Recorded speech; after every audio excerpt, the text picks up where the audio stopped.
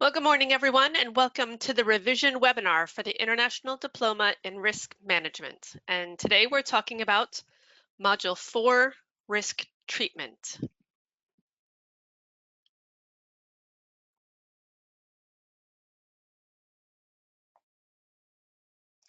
So my name is Sarah Christman, and I am the coach for Module 4. I've shared my professional background in the previous webinars, so we're going to press on and get into the meat of our webinar today. Our agenda for today will focus primarily on exam taking, using the examiner's reports and applying it to the Module 4 examples. As time allows, we can also address any general questions you have about the diploma or Module 4 towards the end. There are other webinar recordings already online that may answer some of your questions. These include an introductory video, plus the induction and tutorial webinars I presented earlier this term. You can find links to each from the My Study page on the IRM website. If you have questions during the webinar today, please post them on the questions panel. Any questions we don't get time to tackle today will feature on the discussion forum. The discussion forum on LinkedIn is not just for posting questions to me as your coach, it's also a place to stimulate conversations with your colleagues who are also preparing for this exam. Looking briefly at the My Study webpage. Whoa, hang on. There we go. So looking at the My Study webpage, you'll find more resources to help you prepare, including webinars such as the introductory, induction, tutorial, and revision webinars, exam papers, where you'll find past and specimen exam papers, plus I strongly recommend viewing the guideline answers and the examiner's reports. There's a link to the discussion forum where you can post your questions and exchange information. There's an information and resources folder which contains a study plan template, forms to request special arrangements, IRM policies, and a lot of useful information on exam revision sitting in the student's handbook. And then finally, the exams timetable is located here.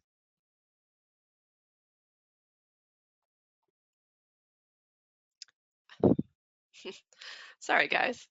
Borrowing a laptop and the controls are just a little swift for me. Okay, so I'm not going to spend a great deal of time on the specific learning outcomes for Module 4 today. We've gone as deep as you can during a 1-hour webinar in both the induction and the tutorial webinars. I recommend you view those webinars if you haven't done so yet. So we will start with a gallop through the learning outcomes and then look to the exam papers to see how the examiners have asked you to apply what you have learned. In Unit 1, you are expected to explain how risk treatment fits into the risk management cycle. The IRM is keen that you see risk as a continuous cycle and that each step has upstream and downstream dependencies and connections. In Unit 2, you're asked to evaluate strategies to manage threats and opportunities, and the means by which risk control mechanisms may be prioritized. You need to know that there are a variety of ways to respond to risks. Think about the 4 T's, as well as many factors to consider, like your appetite, costs, feasibility, when you choose which of the 4 T's to follow. Another key concept in this unit is that risks in organizations are not static. The right choice today may not be the right choice next year. In Unit 3, you're asked to evaluate the range of internal and external resources required to effectively manage risk. Once you've chosen to treat a risk, you'll need to work out the details of how to do so. Risk treatment is the expensive part of the risk management cycle. You need to invest the time and effort to pick the right controls, performed by the right people, on the right frequency, to be effective in reducing the threat or maximizing an opportunity. This is where we build the business case to show why the proposed controls will be a net benefit to the organization. In Unit 4, we're assessing the mechanisms that can be employed to review, monitor, and report on the suitability of risk controls. We've picked and implemented our controls. Now we need to prove that they are working effectively. That includes proving they are designed effectively, operating effectively, and that they remain cost-effective for the level of risk your organization faces. The next unit, Unit 5, covers risk financing. As risk managers, we need to appreciate the nature of insurance as a treatment option to understand what risk problems it can reasonably help with. Risk financing is more than insurance, and Unit 5 examines more popular forms of financing. But the focus is primarily on insurance with consideration for how the other forms of financing are either similar to or different from insurance. And in the final unit, Unit 6, we're asked to explain the key features of successful business continuity planning. The unit positions business continuity in the context of the wider enterprise risk management framework. The essential reading looks at business continuity management as a mechanism for improving resilience and recoverability. By addressing both resilience and recoverability, we can reduce both likelihood and impact of a continuity event. You might be able to demonstrate the minimum expectations of the learning outcomes and pass the exam only by doing the essential reading. However, you're more likely to apply the learning from the essential reading to a wider set of questions if you have gone beyond. This doesn't mean that you need to buy and read another half-dozen textbooks. There are plenty of free and bite-sized resources that can help you broaden your understanding of how the principles apply in the real world. One source of news is Enterprise Risk, the official magazine of the IRM. It is on a different website from the IRM, but you can find the link on their site under the What We Say tab. More generally, look for the big headlines of the year. Undoubtedly, the biggest headline is pandemic, a tragedy that contains many lessons about risk treatment regarding the degree of pre-planning, resilience of business models and processes, and speed and sustainability of the responses. Related to that, consider what business owners have learned about business interruption insurance, to what degree insurance may or may not protect you, and what other forms of risk financing may be suitable for future pandemics. We also have conduct failings continuing in the financial industry, but also issues in auditing, retail, construction industries. We have cyber attacks, ransomware, data breaches, growing in size, allegations of state sponsorship, some suggesting that it's leading to consumer complacency, plus opportunistic attacks related to the pandemic. In data privacy, we've got various regions raising the bar on privacy regulations, and many firms are under scrutiny for how they use data and where they send data. We've got fake news, decisions made on the basis of bad information, political interference, multiple allegations of countries interfering with each other's decision-making, and also risk responses disrupted or undermined by political inconsistency or wrangling. There's terror attacks, and I recommend that you consider more the potential for disruption than the underlying social and political drivers. Trade agreements with both the US and the UK having significant activity in this space this year. And weather events, storms and their consequences like flooding and landslide, other natural disasters like forest fires and earthquakes. Consider how our strategy and treatment decisions increase our exposure to these risks.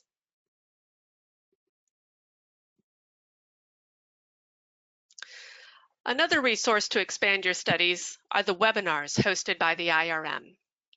Here are a few that may be helpful with Module 4. We've got the Risk Toolbox. The risk matrix referenced in the title featured quite heavily in a 2016 exam, and we've looked at bow ties in our previous webinars to help determine the recommended control types. There's webinars on operational and cyber resilience, key risk indicators, the Insurance Act, risk reporting, risk and resilience, managing third-party and supply chain risk, just posted this year.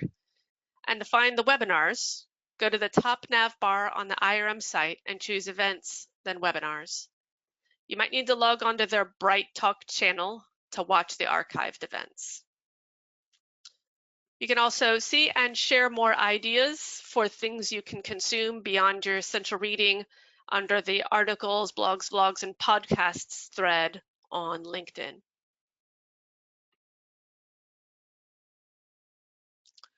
And there are booklets published by the IRM. Some are included in your essential and further reading. There are more that you may find helpful.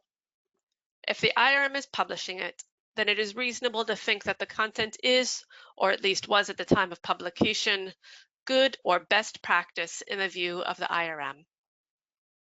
For those doing Module 3 and 4 together, you should be well versed on risk appetite. If you finished Module 3 in an earlier term, be sure to refresh your memory. The guideline answers for the June 17 exam showed the examiners expected in-depth descriptions of risk appetite to set the context for risk treatment decisions. The free overviews of the COSO publication on incorporating risk management into strategy and the ISO 31000 update in 2018 are also very useful. A few others of interest in Module 4 could be risk culture, risks in the extended enterprise, and cyber risk.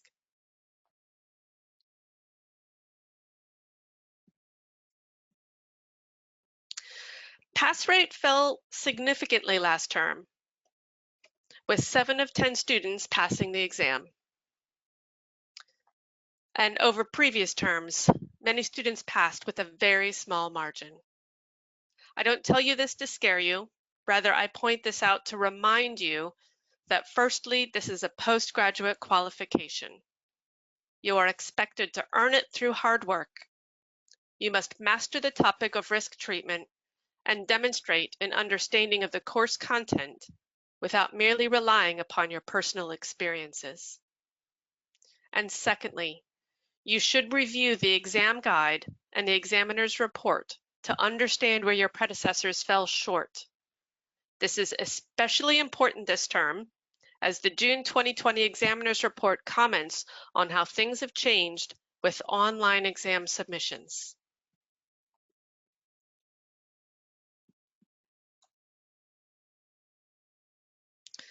Turning now to the exam format. You will be taking an open book exam hosted on Moodle. IRM will be sending you a summary of what to expect. Please read it carefully. We'll cover a few of the highlights on how this will work, but it's not a substitute for ensuring you have carefully considered how things have changed for you. Before your exam date, you will receive your candidate number 2 weeks before the exam. You will receive your password and instructions by email, and you will receive a link to a video tutorial on how to use Moodle. You can practice using Moodle from 2 weeks before the exam. As you prepare for your exam, the most important advice is to continue to revise in the same way you would if you were sitting traditional exams. It can be tempting to lessen your focus thinking you can find the answer on the day. Educators with experience in administering open book exams can tell you, the ones that are going to do poorly are the ones spending the most time flipping through their books. You need to know your topic before the exam day. There is a thread on the LinkedIn discussion forum to share open book exam tips. Add your ideas and benefit from others. The exam is not graded on a curve, so you have nothing to lose by sharing ideas and sources with your fellow students. On your exam date, papers will be available to download from 9 a.m. your local time. Download the paper in Microsoft Word and save it onto your PC or a flash drive. Save your document regularly throughout the day. And then upload your answers back into Moodle no later than 3 p.m. your local time. As you complete your exam response, Know that your file name must be your candidate number followed by Module 4. The candidate number must also be on the front page in the space provided. Do not write your name on the exam or in the file name. Type your answers directly beneath the question you are answering. Leave the space blank beneath questions you are not answering. And do not move the questions around within the document.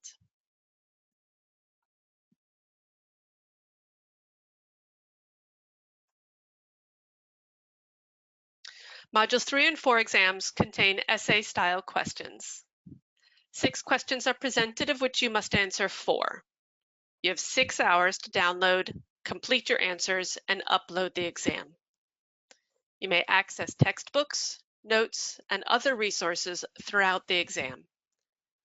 Essay questions typically involve a number of tasks, such as recalling information, for example, in academic theory, assessing to what extent the theory applies to a situation, and reaching a conclusion based on that theory. Typically, one question is presented per unit, but some may span several. Expect all units to be covered within the exam. The student handbook, the exam skills webinar, and practice papers all contain information that will help you understand how the exams are structured and graded. And critically important in this new format, you must cite all the resources you use to avoid plagiarism. And again, please read the content sent to you from the IRM. It has a lot of information and instructions on plagiarism. I'm sure there's a lot of questions about the new format. Please take them to the LinkedIn discussion forum, because there's a lot more material to cover today that you don't want to miss.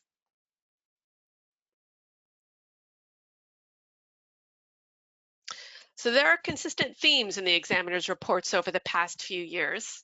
I've distilled those themes, along with some of my own learnings, into this list of do's and don'ts. Those in italics were called out in the June 20 exam as drivers of poor scores. First and foremost, know your stuff. If you haven't done the essential reading and processed it in a way that makes it stick in your head, you will not pass the exam. Make the link between your answer and the essential reading obvious to the examiner. In the examiner's opinion, many students fail because they simply did not absorb the essential reading. Read the question carefully, more than once. Make sure you understand the context and the command verbs before starting to write your answer. Plan your answer. The examiners expect an answer that flows and that addresses all the key points. A few minutes taken to plan with an outline or a mind map will pay back. Define the key terms. Assume the examiner knows nothing. They are a complete novice, and every opportunity to define jargon should be taken. State your assumptions. It's your job as the student to prove to the examiner that you understood their question. If anything is unclear about what the question is asking you to do, you can clarify it by describing how you are interpreting their question. State the obvious. The examiners will not give you the benefit of the doubt if you do not write it down. Then the assumption is if you didn't write it down, you didn't know it. Remember, we're assuming the examiner knows nothing about risk management or the world we live in when you're writing your answers. State your sources. The examiners want to see that you read and recall the study guide and required reading. This is primarily about demonstrating your familiarity with the sources, but it's also about avoiding plagiarism. Provide a rationale. Many exam questions will ask you for an opinion or a conclusion. Be sure to have a clear and logical thought process laid out in your answer to support that opinion or conclusion. Use essay style. Essays should start with an introduction to the topic. I personally often do this by restating the question in the form of a sentence. The opening should describe what you're going to talk about, the purpose of the essay. Next, an essay has several body paragraphs, each paragraph expanding on one general idea. There should be logical transitions between each paragraph. The body will often include evidence or examples to support the ideas you have laid out. Then close out your essay with a concluding paragraph. Remind your reader why the topic is important and how your key points support the story you set out to tell or the opinion you were asked to provide. Again, quickly developing an outline, a mind map, or some other structure for your answer on the test paper is good practice to ensure the essay flows. Some of you may feel like this is really basic stuff, but a surprising number of people fail the exam because they don't communicate their ideas in a clear and concise manner. Next, match the structure of the question. If the question has a part A, B, and C, then label the sections within your answer with A, B, and C. It helps the examiner assign the markings, but also helps you double-check you've done all that is requested of you. Be liberal with real-world examples, sourced from your professional and personal experience, but also from your broader reading, current events, and case study. Realistic but creative is what they want. And use color to draw attention. I've shared graphs, charts, and tables throughout the previous webinars that I think help you select, design, and justify treatment options. Now, we're not going to be writing with colored pencils and a multi-click colored pen this time around, but you can still use different fonts, different structure, different formatting to make sure that they can see what it is you're trying to communicate. And the don'ts. Do not miss the command verbs. Be familiar with the meaning of each. You can find them in the student handbook.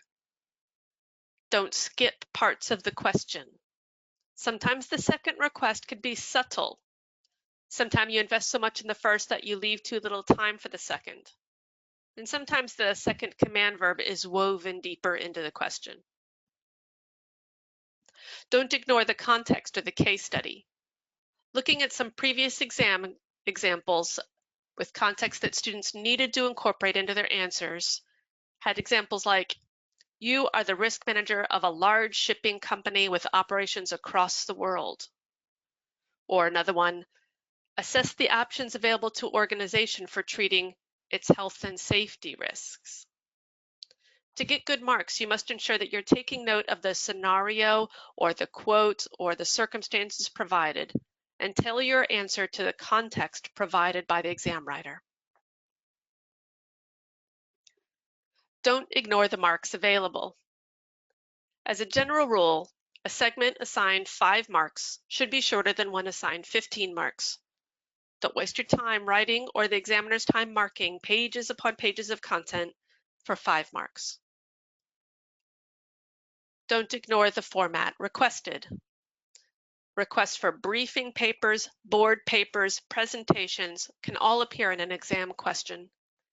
If you aren't routinely involved in these sorts of document preparations, spend some time with the folks that are. If you aren't sure who can help you, start looking this afternoon. Chances are very good that at least one question will have a specific format requested. Get a picture in your mind of what these kinds of documents could look like. We'll come back to this later in the webinar today. Don't answer the question you wanted them to ask. Sometimes you have a topic that you love or a topic that you were all over during revision. That knowledge is screaming to get out onto the paper. Sometimes students will fill pages with content not related to the question, either because they misread the question so it fits what they know, or because they aren't confident on the question, so they fill pages with barely related information. You won't impress an examiner with pages of unrelated content. Don't copy and paste without citation. This is clearly new with the introduction of the online examination. The June 2020 examiner's report called this out quite clearly. It happened far more than it should have. And going along with that, don't bullet point or include pictures without explaining further. This refers back to the essay style expectations. You can add to your essay with bullet lists and pictures, but the essay must still be written to describe what candidates mean, why they matter. Despite having more time, many June candidates fell afoul here. They relied on bullet points instead of essay-style answers that meet all the requirements of the command verb.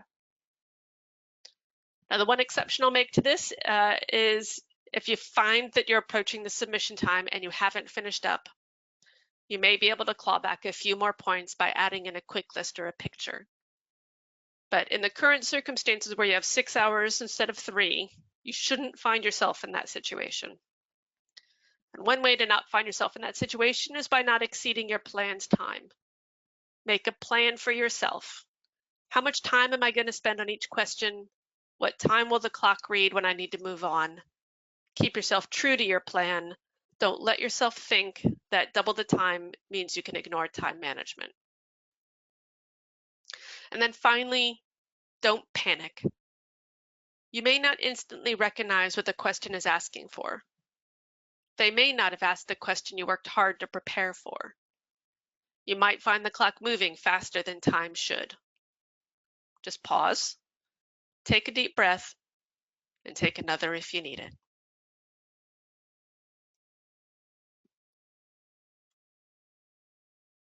All right, shifting gears, let's look at previous exam questions and work out how to approach them. So one approach is to mark up the exam paper to draw out exactly what you need to do. You should develop a system that works for you.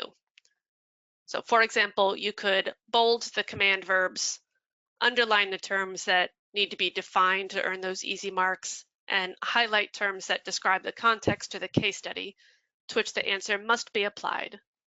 For example, the industry. For this new way of taking the exam, I suggest you don't edit the question directly. Perhaps copy the question into your answer space and mark it up there, or use it to craft a draft outline. I've provided the first bit on this exam question by marking the command verbs in green. What other parts of this question would you mark up to show their importance, how you would earn those marks? Please head over to the question panel and I'll give you guys a minute to share your thoughts.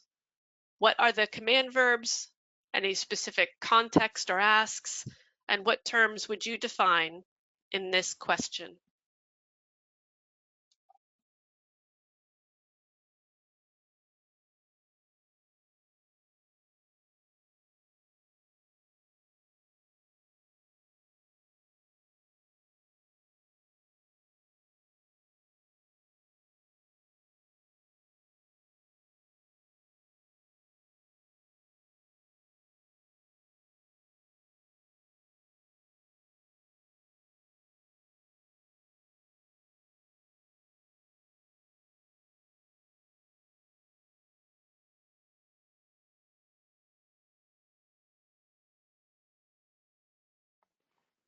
Right, this webinar will be more useful for all of you if you do participate, so please make sure you find the question panel and contribute as we go along.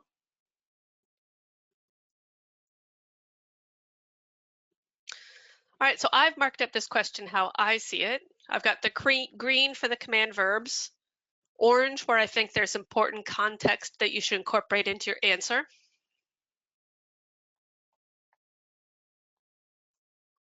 and blue for terms that you'd better define at a minimum. So what should an answer to this question contain? First of all, there's 2 essays. Each segment A and B needs to stand on its own. They both need an introduction, a body, and a conclusion. They need to address the context, make it unavoidably clear that you understand who the question asks about, that is the board of directors or the risk management department and internal audit, and briefly explain what you mean by those if you think it's unclear. Provide some more context. Go upstream on this question. Describe what comes before risk treatment strategies. What else rests with the board of directors? And how does risk treatment fit in with their broader role? corporate governance, risk appetite and tolerance, risk identification, evaluation, inherent residual risk show that you haven't forgotten what you learned in Module 3. There's lots of room in this question for definitions. When you go upstream into Module 3, you've got loads of terms and jargon there that you can define. And plus, there should be lots of examples from your personal reading and from your personal experience to support these command verbs. Knowing your command verbs is very important. The first one, discuss. That means to set out the pros and the cons of an argument or a situation. And then the second one, compare and contrast. State and explain the similarities and the differences. Both segments of this question require you to provide 2 points of view. If you only provide 1 point of view, you will not get passing marks.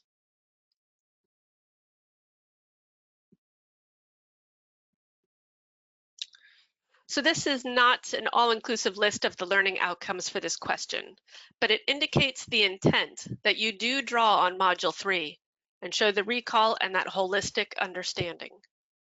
There's usually at least one look-back exam question that asks you to recall earlier content and apply it to this module's content.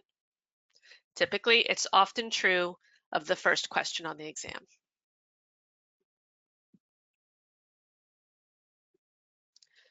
A quick detour.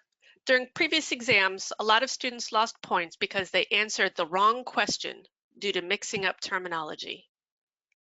Because the essential reading is authored by a variety of people, and because risk management is not the oldest and most mature of disciplines, we don't have precise and consistent terminology. From reading the examiner's reports and the examination guides, here are my views on a few key bits of terminology not to be confused during the exam. A question that is asking you for risk treatment options or risk response strategies is looking for you to describe the 4 T's or the 4 R's, E's, A's, depends on the scenario. Risk control categories and risk control types are not the same thing. There are many ways to categorize controls, but to demonstrate you've done the essential reading, refer to the scheme in your study guide and in Hopkins: physical, human, contractual, and regulatory or compulsory. Once you've cited and explained those, you are welcome to present an alternative scheme to attract extra marks for further reading. Directive, preventive, detective, and corrective are your risk control types, or your control options, or your control measures. The November 19 exam extended the term control options to include examples of directive, preventive, detective, and corrective controls. A risk matrix is the chart with impact and likelihood on 2 axes. You can plot risk treatment options and risk control categories onto a risk matrix to show general rules of thumb for responses in each quadrant. And risk control techniques describe the things you put in place to address the risk and the treatment option, the control category, and the control types selected by the risk owner. So to be clear, you will not lose marks for using the wrong label in your answers if you clearly describe what it is that you meant. The problem we had in previous exams were essays that did not answer the question asked. Read the exam guidelines for more information on this topic. Okay, so let's try the question panel again. So take to the question panel, I'll give you a minute. What are the command verbs in this question? What other terms would you highlight in this question? Please respond using the question panel. I'll give you a minute to do that. Go.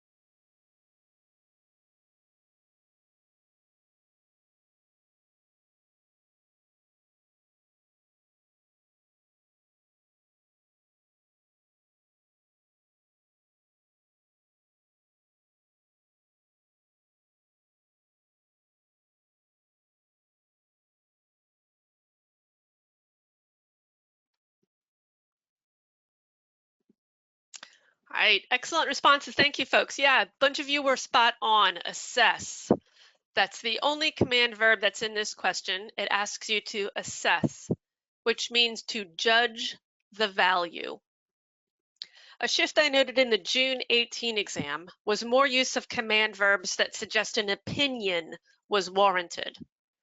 Be sure to have a clear and logical thought process laid out in your answer to support the opinion or the conclusion. You will need to state more than facts. I expect this trend will continue as the open book format makes recollecting facts far easier. So what else should your answer contain? An essay with an introduction, a body, and a conclusion. Addressing that context. Make it unavoidably clear that you understand that the setting of the question is at a hotel group. Add some details, some assumptions. So for example, it's up to you to declare whether it's a large hotel group, is it an international hotel group? You get to declare the size, the scope, and the type of risks for the kind of hotel group that you're basing your answer on. Definitely get those definitions. And also it helps to show how those definitions link to one another, which might introduce some additional terms that you could define, kind of some of those middle links in that chain. So to clarify here, you don't jump straight from risk appetite to risk treatment. You can describe that journey between the risk appetite and how it factors in along the way to risk treatment. Now, chances are good you probably defined many of the same terms in question 1. Do it again. It's a different question, a different grader. You get no points for what you did on another question. So picture could work here. So for example, you could include an impact versus likelihood risk matrix with the risk response options plotted on it. Just then give an explanation of the picture. When you describe the 4 T's or any other model, consider offering other words that may mean something similar, such as avoid, eliminate, or stop when you're defining terminate. And then provide plenty of examples to demonstrate the relevance of each of the 4 T's to a hotel group's objectives and a hotel group's risk appetite. So this question tests your command of the essential reading. The reference to hazard risk response maps directly back to Hopkins Chapter 23, Control of Selected Hazard Risks. You will need to be able to quickly recall essential reading. All right, so we have talked a lot about the value of pictures in Module 4, particularly all through the tutorial webinar. Please give some thought for how you could prepare ahead of time. Ensure you know how to either screen grab a picture from an online source that you then cite, or perhaps during your revision, create some charts or images that were helpful on previous exams so you have a small inventory to draw upon.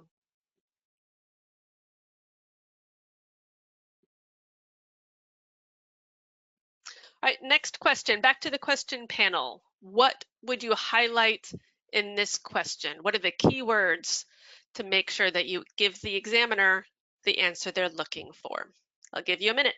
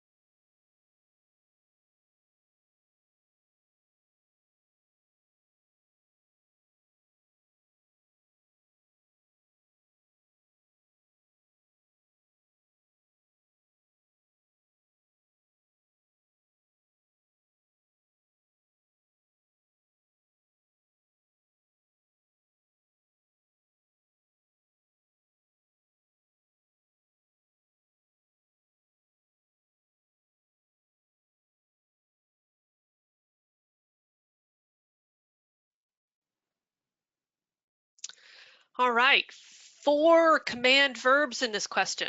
The command verbs for this question ask you to discuss, which is to set out the pros and the cons of an argument or a situation. Identify. List a number of relevant items which meet the given criteria. Describe. Set out the key features. And illustrate. Use an example or chart, a diagram, graph, or figure to explain. So your answer then should contain an essay, introduction, body, and conclusion. At least one definition. I would define the word risk control, but there's probably quite a few more once you start doing those lists that the command verbs ask for. And then make sure that you do have 2 lists, because that's what the command verbs ask you for. Just make sure that you provide some supporting explanation for those lists too, essay style. The study guide risk controls are physical, human, regulatory, and contractual. The control types in Orange and Hopkins are directive, preventive, detective, and corrective. In discussing the types of risk controls, you could reference the types you use in your organization, but don't substitute yours for what's in the core text. That is an examiner's pet peeve. Demonstrating a lack of awareness of the core text and relying solely on your experience will not earn you all the marks. So for a picture, I would consider including Hopkins figure 21.1, the risk matrix, and figure 22.2, a bow tie with control types mapped on them. I would provide a description of everything you put in your lists, as well as a description of the picture with what controls are good or not good for each purpose. And then lots of examples in this one. Examples that will allow you to show the features, the pros, the cons of different control types. So I might compare a training event that directs phone agents how to answer calls to meet the company's policies versus call monitoring to detect whether calls are compliant. Another set of examples could compare when people or physical controls are better suited. Would you rather a security guard at the door or a badged entrance with a rotating door and a weight detector? Maybe you have both if it's a data center. Maybe you have neither if it's a Primark. A few words on tackling 2-part questions. I signaled to the examiner that I am now addressing part 2 of the question the same way I kick off my introduction. I almost always restate the question in the form of a statement. So to kick off part B and send that clear signal to the examiner, I would write, each of the main risk controls can fail, carrying implications for the organization. On the list of over-the-top behaviors I recommend in taking the exam, one is assuming that the examiner does not have the exam question. Write the question into your essay. It helps to get the first few words on the page in case you struggle with a blank page. And it forces you to examine the question and assure yourself that you've got all of the parts. Now, one caveat. When you turn your paper in on Moodle, you will use a piece of software called Turnitin. And Turnitin does a plagiarism check. And it will recognize that there is common words across your paper, words it's seen elsewhere, maybe in other people's paper or on the exam paper. That trick of restating the question in the form of a sentence is going to flag up the potential for plagiarism, but the exam graders recognize that behavior and it shouldn't count against you in any way. They're looking for folks that have copied and pasted from Hopkins and not cited, not restating the question.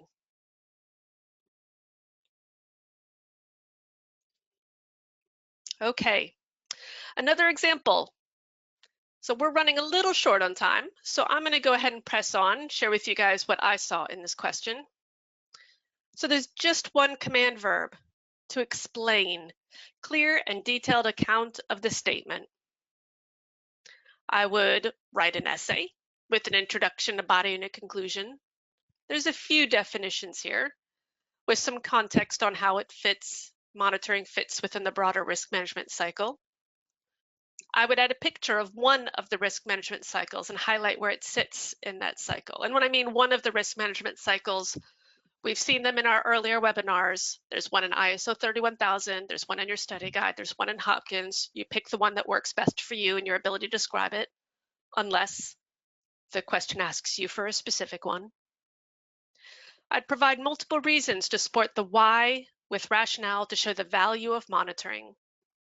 I would provide multiple methods or techniques for monitoring.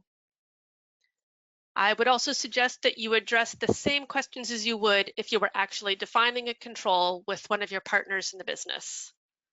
Who, what, how, when, where, why. If you can't answer those questions about a control, it might not exist, so always be able to answer those. I do as well suggest differentiating between design and control effectiveness on this question. Although it doesn't ask you to illustrate with examples, I would interpret the words explain how, so it's explain why and how, explain how, as if it's asking you for some examples.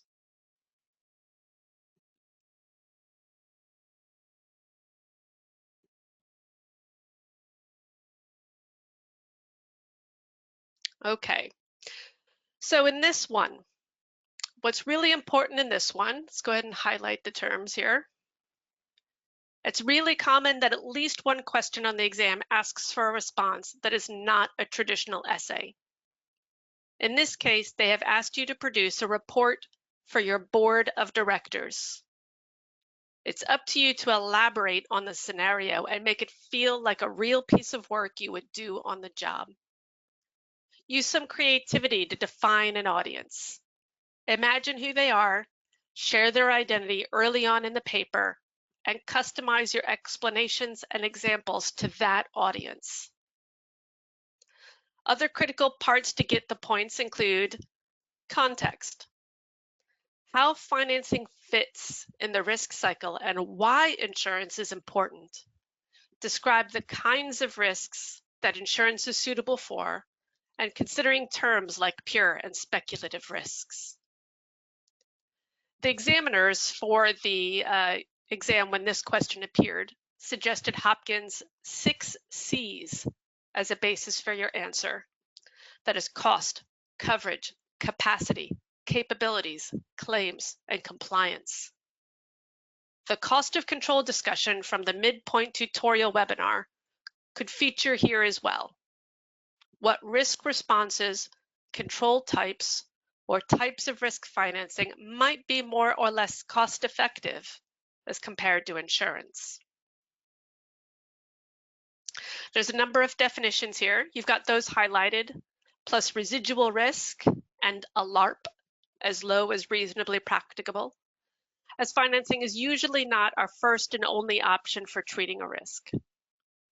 Show that you've done your essential reading by noting Hopkins prefers the term current to residual, as it's more dynamic in nature and therefore might be more appealing to the board of directors. You should address the features of a captive as it relates to its suitability as a risk treatment option, and the consequences of setting up a captive. What threats and opportunities does that setup create? The command verb assess asks you to judge the value of the opportunity. If you were a risk consultant, would you suggest setting up a captive in a large organization? Well, would you suggest setting up a captive in a small one? The question states that you are an international company, but it doesn't state how big you are or how many countries you're in. The answer might be different if international only means Belgium, Netherlands, and Luxembourg, versus a massive presence on 6 continents, leading to loads of complexity managing all the country rules and regulations. Either state an assumption regarding the scale of the organization you're addressing in your answer, or call out the scenarios that might get a different answer. And if you're uneasy with your grasp of insurance policies, firstly, read the essential reading, but also the guideline answer for the 5th question of the November 19 exam has a good list of points to master.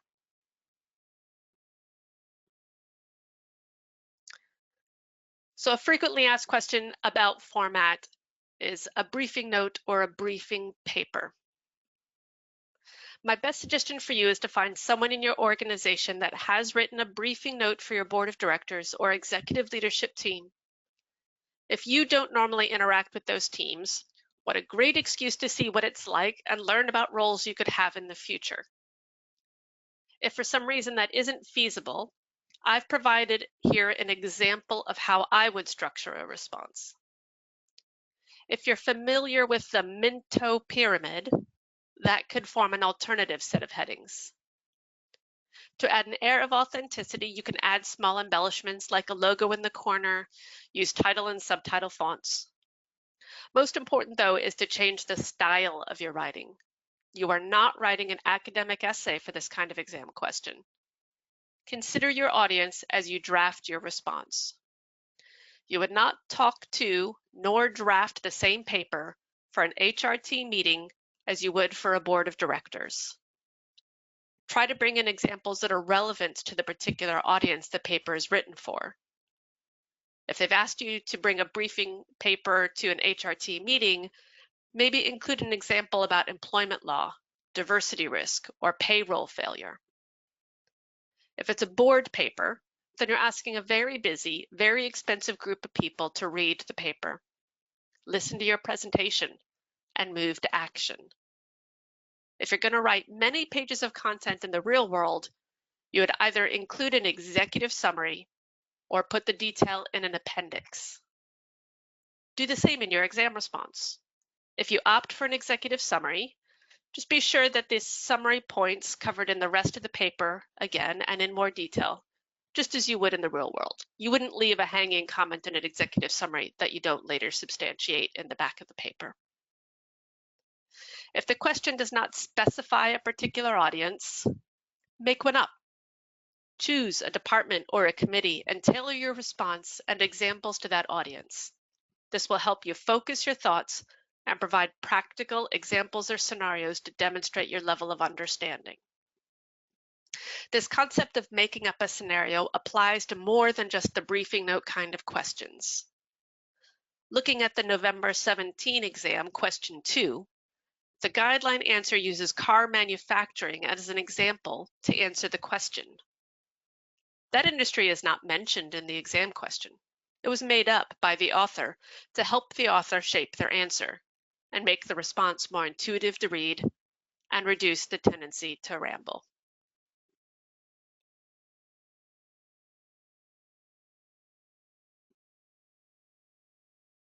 All right. So this is our last example, and because we're nearly out of time, the important point in this one is just how much jargon there can be to define in a question.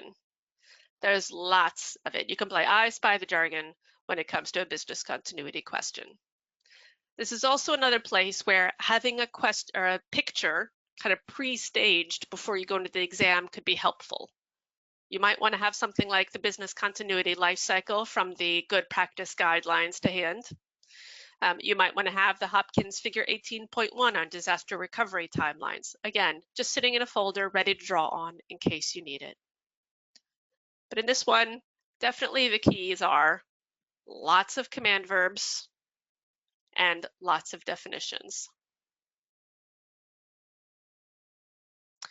So I'd also call out real quickly that one of the things about this question is they have this command verb critically contrast.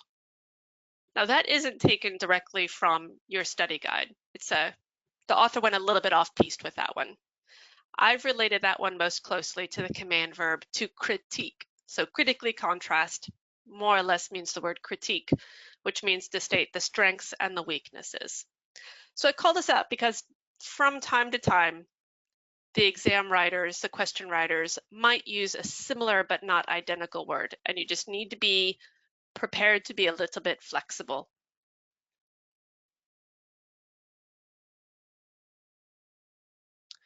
Okay, so a couple of minutes left now to address any further questions you have. So please take to the question panel.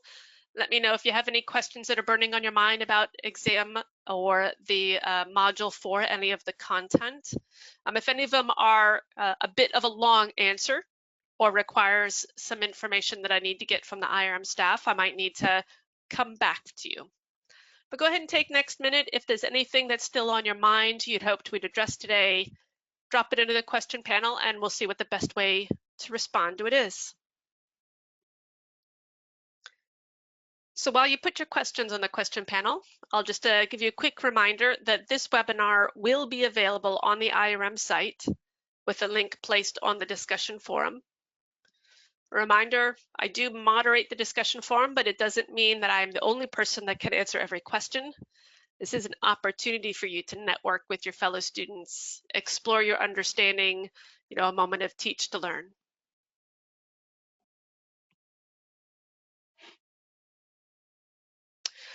Very good question on how to cite. So what is a sufficient citation? Now, you may not have received it yet, but you should receive soon from the IRM an email that lays out in a pretty good amount of detail what their expectations are for how the module or the Moodle exam will work. And it is accompanied with a lot of content about plagiarism. I'd also suggest pulling out your student handbook, because I believe your student handbook has some content on how they expect you to cite to avoid any concerns about plagiarism. So what I can do is go into the student handbook, I'll take a look for the page and post the specific references there on the LinkedIn forum.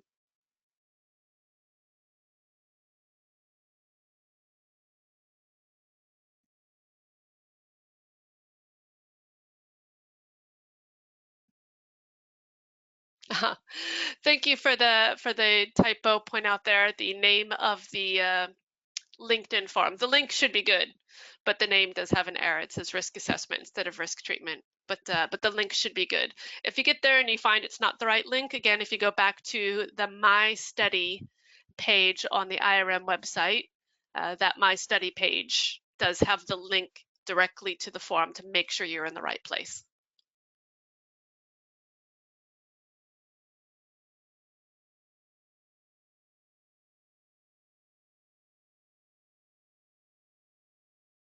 Brent, well, thank you guys for your attention throughout the webinar today and for your contribution as we looked at each of those questions and what matters in them. Any other questions, absolutely do head to the LinkedIn forum and I will endeavor to answer as swiftly as possible. Everyone have a lovely day and the best of luck on your exams and putting the concepts into practice in real life later on.